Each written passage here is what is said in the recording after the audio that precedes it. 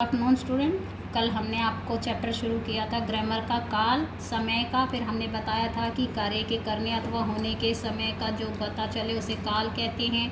फिर हमने इसके 3 भेद बताए थे, भूतकाल, वर्तमान, भविष्यत काल। भूतकाल क्रिया का जिस रूप से हमें ये पता चले कि कार्य खत्म हो चुका है। वर्तमान काल का हमने बताया था जिस रूप से ये पता चले कि कार्य हो रहा है। भविष्यत काल में ये पता चले कि कार्य का भी होना बाकी है। तो हमने इन तीनों का बताया था। फिर हमने इसके बाद बताया था कि कल हम क्या पढ़ेंगे, इन तीनों के भेद पढ़ेंगे। तो आप देखिए, भूतकाल के 6 भेद होते हैं।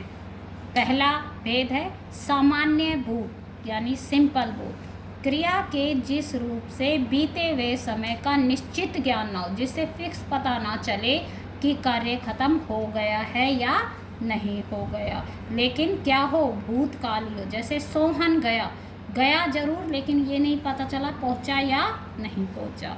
राम ने खाना खाया, पूरा खाया है या अभी खा रहा है, ये हमें इसका पता निश्चित ज्ञान नहीं है, फिक्स नहीं पता चला।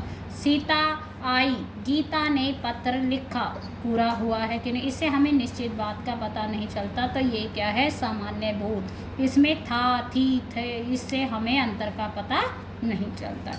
पूर्ण भूत, क्रिया के जिस रूप से बीते समय में कार्य की समाप्ति का पूर्ण, इसमें हमें फिक्स पता है कि काम खत्म हो गया है। जैसे मैं खाना खा चुका था यानी मैंने खाना खा लिया, वो क्रिया पहले हो चुकी है। उसने राकेश को मारा था मतलब उसने पहले राकेश को मारा था, तो कार्य खत्म हो गया। मैंने उसे अपनी पुस्तक दी थी, उसे अपनी किताब दे दी थी, तो ये कंप्लीट भूत है।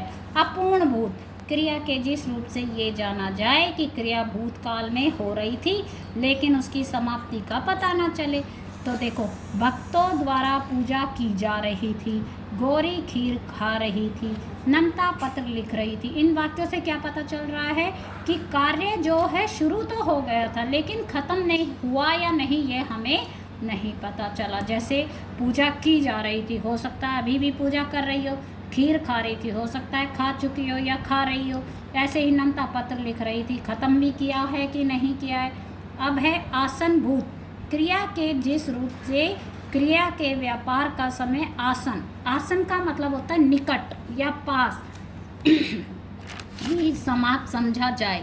जैसे अंकुर विहार से लौटा है, अभी अभी ये काम जो है खत्म हुआ है, यानी बिल्कुल आसन यानी करीब या निकट, कि अभी कार्य क्या हुआ है, अभी अभी खत्म हुआ है, कि अभी वो बिहार से लौटा है। मैं खाना खा चुका हूँ, मैंने अभी अभी खाना खाया है लेकिन ये कार्य खत्म हो गया, लेकिन अभी तुरंत हो गया। मेरा मित्र मेरे घर आया है, अभी आया है। ऐसे ही 5वां संदिग्ध यानी डाउटफुल, क्रिया के जिस रूप से बीते हुए समय में कार्य के पूर्ण होने या ना होने में संदेह होता है, यानी शक होता है कि ये कार्य पूरा हुआ है या नहीं। श्याम ने खाना खाया होगा मतलब खाया भी हो नहीं भी खाया हो, तो इसमें डाउट है। कलाकार ने अभिनय किया होगा, अभिनय किया भी होगा और नहीं भी किया होगा। इसी प्रकार लास्ट वाला है हेतु मद भूत, इससे ये क्या पता चलता है, क्रिया जो थी भूतकाल में होने वाली थी परंतु किसी कारणवश हो नहीं सकी। तो इसका एग्जाम्पल, यदि मोहन पढ़ाई करता तो परीक्षा में उत्तीर्ण हो पाता।